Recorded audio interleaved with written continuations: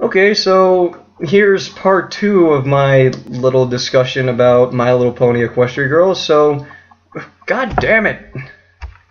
God damn it, Ryan.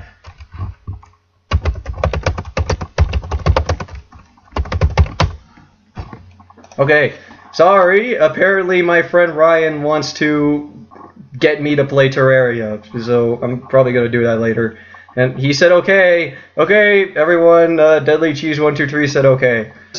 It's been about like an hour since I actually viewed the movie, so the movie's still fresh in my mind. Let's talk about the movie. Let's talk about My Little Pony Equestria Girls, Part 2. So I'm probably not going to be showing as many pictures as I did with the other review, but so before I actually talk about my actual opinions of the movie, I want to do a little story time, just basically talking about my experience in actually trying to see this damn movie. Yesterday was the day that we planned, my friends and I, because we're all bronies here and we want to see the movie, we planned to all see that as a group. When we actually got to the theater, we got there 15 minutes early so we can catch our tickets. There was a line, and it wasn't a big line, but there were just a line of bronies just lined up into the theater, and there was only one booth open.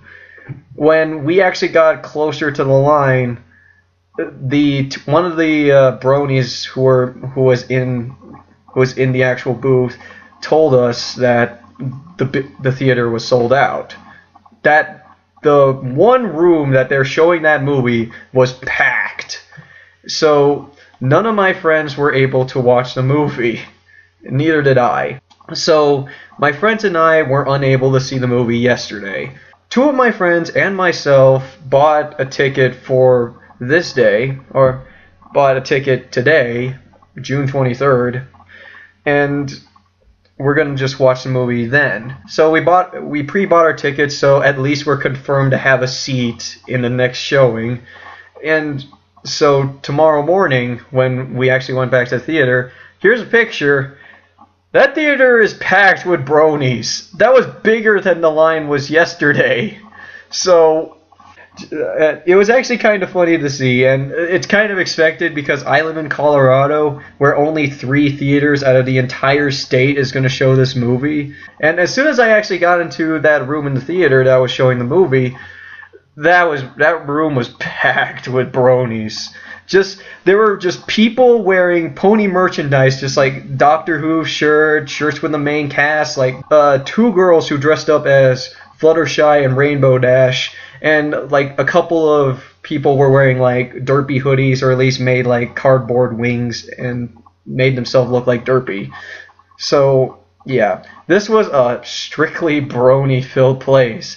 And occasionally I saw like a family, like a mother with 1 or 2 girls just entering the theater and trying to get a ticket. And I feel so sorry for them, because I'm in the mindset of like the mother wants to show the girls a good time, and then you have a bunch of these older men just gathering in this one theater, and one of them was talking about clopping, like loading up a computer with clop fix and clock pictures. Oh my god, it was so weird. So this is the environment that you're going to enter in. So if you don't like the brony community, I don't recommend watching it in theaters, because you will be surrounded by them. However, if you don't mind and you just want to have a good time and just like react the same way as everyone else, and you just want to have a good time, then I recommend watching it in theaters, because watching it in theaters was a fun experience for me. So, My Little Pony Equestria Girls, what about the movie itself? Was it good? Was it bad?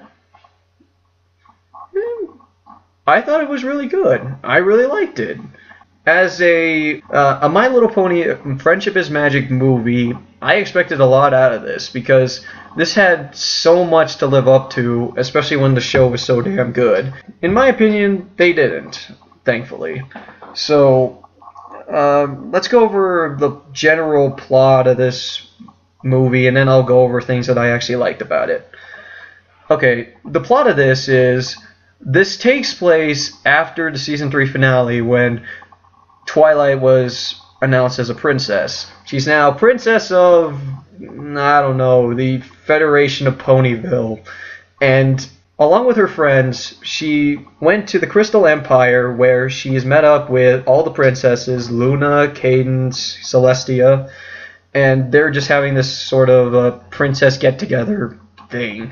They stay inside the Crystal Empire castle. A thief shows up and steals Twilight's Elements of Harmony, the magic tiara. Twilight gives chase to the thief, Twilight rams into the thief, and then the crown goes through this mirror, and then the thief follows it.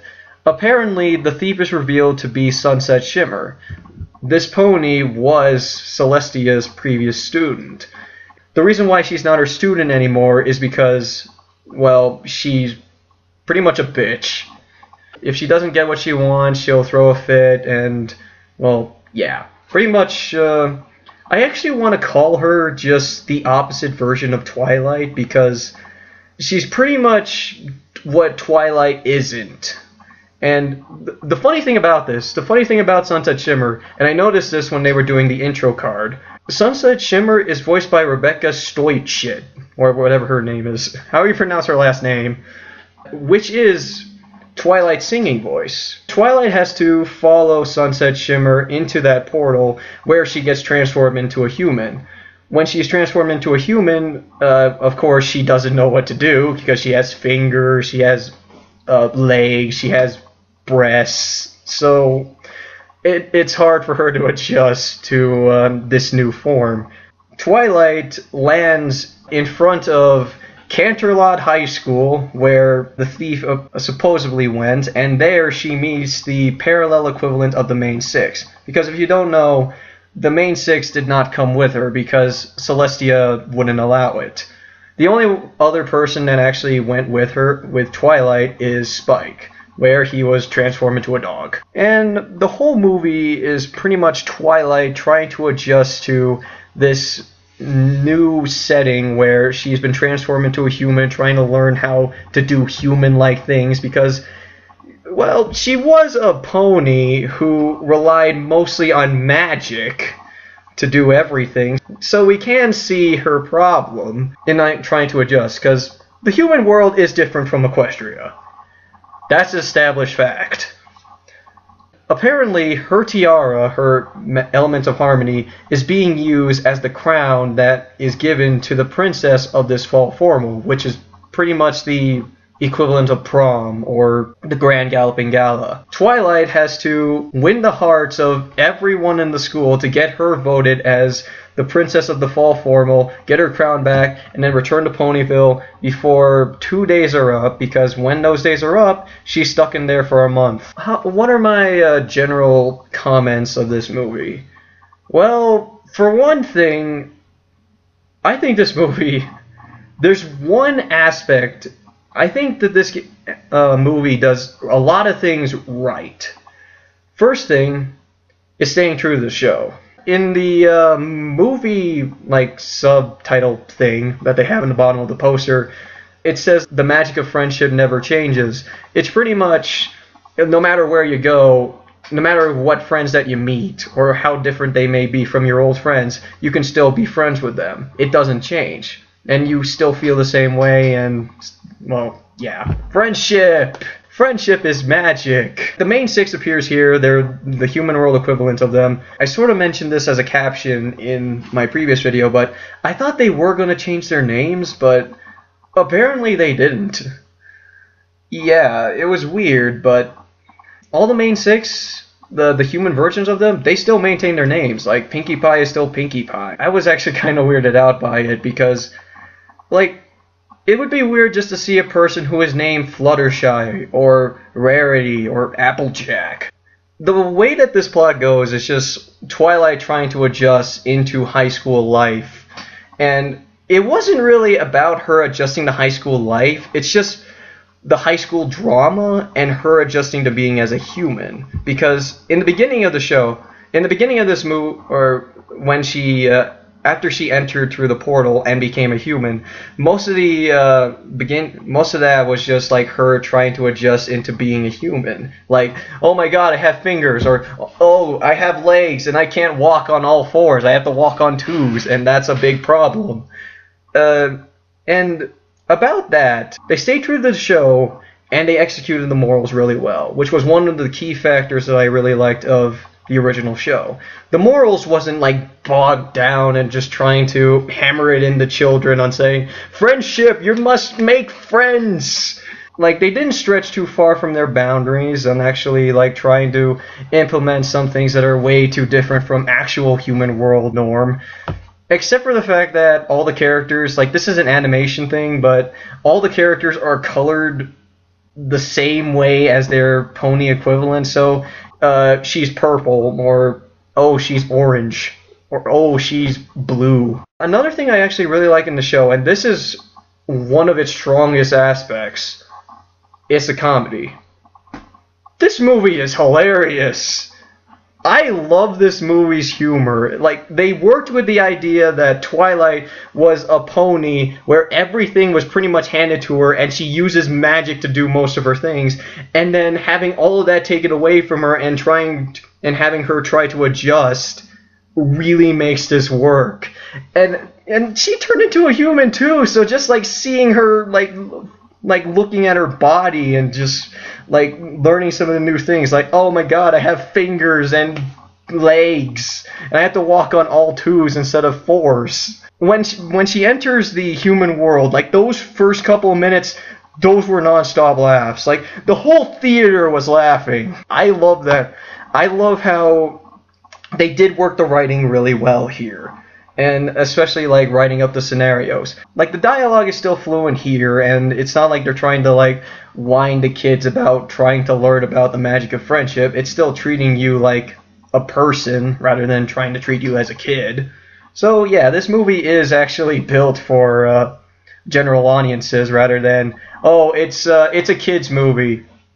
Pass it off as for kids. This is something I'm actually kind of neutral about, but it's the music. Daniel Ingram said, and I posted this in the last video, how he put a lot of effort into the music and it's really good. It still has that whole pony feel of just like that whole varying genres. The singers put a lot of work into it. It has good beats, good backups, and a well orchestrated instrumentation. I do find it weird because one of the songs, it goes High School Musical. It was just so weird seeing that happen. Is it a complaint? No. The song was still good. And a lot of the other songs are really good as well. Those songs that are just utter weak and had no effort put into it. You notice the effort here. It's the same as the show. I guess some things about the music that I didn't really like. I don't know about you guys, but I didn't like the remixed intro of when they were like showing the title card. Like, they had this whole intro sequence like Tara Strong voices Twilight Sparkle and blah blah blah. The music that they use for that is a remixed version of the MLP theme. Why I bring this up is I don't really like it. It felt kind of... It didn't feel like it belonged. Like, what I was expecting and what I would have preferred, I would have preferred like an orchestrated version of the main theme. With vocals, of course. Yeah, you were trying to show, oh, this is a movie now, we have to change it up and show a good theme for it, or at least a remixed version of the theme. The theme that they used, I honestly did not like, but granted, that's a nitpick. I know they can't use the original theme because they had to stretch it out and display their title card, so yeah, but a better remix probably would have been better. So, what are some negative aspects that I had with this movie? Some things felt a little rushed, in my opinion. Although, the more I think about it, it makes sense as to why they're rushed, but like whenever I went through some of the scenes of the movie, I'll provide an example. It was when Sunset Shimmer was going to blame Twilight for like ruining the ballroom, or the gymnasium really, where they're going to hold the fall formal, she wrecks the place and then blames Twilight for it. Like, as soon as Twilight enters the principal's room, someone just immediately comes in and then just fixes the problem in like just 5 minutes, in just like 10 minutes, in 10 seconds. And just fixes the problem in 10 seconds. It's just like, okay, well, that idea was shot down quick. You had to come up with a better plan. Like, maybe if something was a lot more handled, but to be fair, it does grant the male character, his name is Flash, his name is Flash, by the way. His name is not Brad. He's that guy that appears in the trailer. It gives him more character to him, and actually saying, oh, he does care about Twilight, but still, like, that plan lasted for 10 seconds, and it wasn't until later when Sunset Shimmer actually comes up with a more genuine plan. The main six aren't exactly friends with each other. They are friends, like before, when they were freshmen, but they kind of drifted apart because Sunset Shimmer kind of split them apart. It's solved, like, a couple seconds in. It's solved after Twilight, like, brought up some logical conclusions, and again, the whole fact that it was logical conclusions brings up the fact of, why didn't they think of it themselves? Yeah, so I thought that there were a lot of things that just felt rushed, really. However, there weren't anything that was dragged. What I mean is, there wasn't anything, like, the scenarios they use, I thought were kind of weak, but they kind of made sense as to why they are short. Because that can be easily solved within a conversation. You don't need to dedicate, like, another 5 minutes of them moping around and just saying, like, oh my god, what did I do wrong, or something like that. Like, you don't do one of that cliche where it's just a big misunderstanding and they spend a couple minutes just wasting the audience's time. What I like about this movie, it's straightforward, and it doesn't, it uses the fact that it is 72 minutes long into its advantage. It's not padded. So, yeah, that was a good aspect of that, but it was alongside the fact that they have some weak realizations. So, those are my bigger complaints about the movie. Other than that, I really consider this an above average movie. It stays true to the show, the comedy is fucking worth it, and the story works really well, and it does explain the values of friendship and the fact that friendship doesn't change no matter where you go. It's still there. So, yeah, I recommend watching My Little Pony Equestria Girls when you get the chance. If you don't want to be surrounded by a bunch of bronies, like, wearing, like, t-shirts, and if you don't want to be surrounded by the brony community, I really don't recommend trying to watch it in theaters. Just grab it on DVD when you get the chance. To my knowledge, the DVD comes out on August 6th.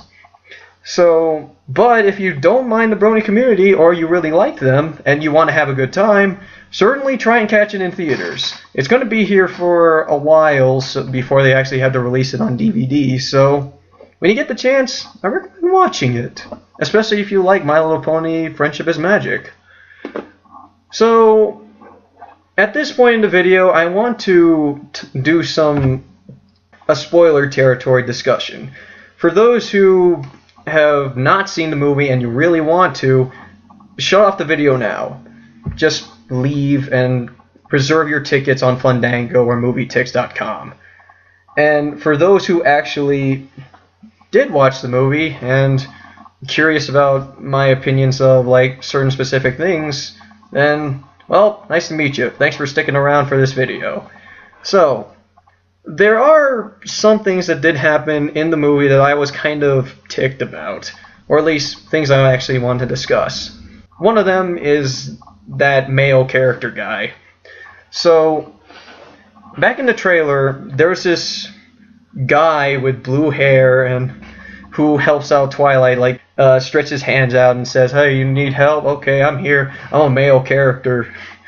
And everyone just went ballistic because it was like, oh my god, Twilight has a love interest. And I've seen a bunch of pre-comment reaction videos saying, like, oh, wait, no, he's not a love interest. That'd be stupid. Well, guess what? He is a love interest to Twilight. And I have a feeling that some Twilight fans are actually outraged right now. But the thing is about this guy, he wasn't like the generic pretty boy guy. He actually cares. He cares about Twilight to the point of actually helping her out and actually trying to support her whenever he could. Like, I provided an example in this video where he was the one who provided evidence that Sunset Shimmer was the one, that Twilight wasn't the one who destroyed the gymnasium. It was just edited pictures. Although, that was really one of the only things that he did right. It's not like he showed her around the school or, like, did anything else. Like, he spoke with her, like, a couple of times. The reason why I bring this up is I don't really like him too much. Like, you make him the love interest. I'm okay with that. It's just, make him a better character. I know, he is going to appear in Season 4. He's going to appear as a character. Flash, wait for him, he has blue hair, he is a guard. And in the series, I hope they develop more of his character, so we actually grow more accommodated to the fact that he might be Twilight's, love interest. In this one, I actually tolerated him. He's not terrible. He's not like a crap character or he doesn't deserve Twilight. Because he cares and he has character and, well, he's willing to do what Twilight does. So, yeah, especially by the end where, you know what I'm talking about. If you watch the movie where Twilight and Brad dance, you know what I'm talking about. If they did more with the guy and actually showed more of his personality, because the only other character trait that they gave him was, oh, he was Sunset Shimmer's ex-boyfriend. That's the other context that we get. So, yeah, that was one of the things that I had complaints about. One of the biggest thing that actually kind of killed the ending for me, it got back up, but kind of killed it, was Sunset Shimmer getting the crown. And having her, and going to destroy the portal if she doesn't get her crown back, doesn't get the crown back, and then Twilight just stood her ground and said no. What I found weird was Sunset Shimmer just tossed out the sledgehammer and just said, whatever, plan B. So, and then Sunset Shimmer, as soon as she grabs the crown back and puts it on, they're gonna make her a, evil character, which I've seen a lot of back in the original show. The design for Demon Sunset Shimmer, it was so out of nowhere, and it would just confuse the hell out of me. Because she turns into a demon from World of Warcraft. She turns into, a witch, pretty much. She has fangs, she's on fire, she has, the beady eyes, it looks so stupid. She's like Demon Princess. And she just comes up, right the fuck out of nowhere, and okay, now she's granted the ability to enslave everyone's mind, and she has the power of magic, too, which, okay, makes sense, you're wielding the magic tiara, but, yeah, the design for that, it looks so stupid, and I couldn't take it seriously. Until one moment. She blows up the entrance to the school, where I just said, oh, fuck, she's threatening. So it's okay, so looks aren't everything. So she's as threatening as she looks. That's a good thing. And then she mind controls every single teenager in the school, and her plan was, the reason why she didn't destroy the portal, which was the statue, is because she's going to go into Equestria with that army and take over Equestria. She basically has her own army that she built from the ground up, almost. So, yeah, that actually makes her a villain. It's just everything about, the way that she looked, and when I exited the theater, there was one thought that I had that actually could have made her better. Why don't she transforms into, a demonic pony? You can keep her design in the fact that she's on fire and everything. Just make her look more like a pony, not look like a demonic princess. That way it's more believable. because, like, she is a unicorn, so having her, like, turn into, like, I made parallels that Sunset Shimmer is essentially just Twilight Sparkle, only didn't discover the magic of friendship, and that works. Why not make her, like, the evil version of Princess Twilight Sparkle? Just make her a demonic form of that, because that would look really cool. Instead of, you just had her just look really generic and just really silly for it.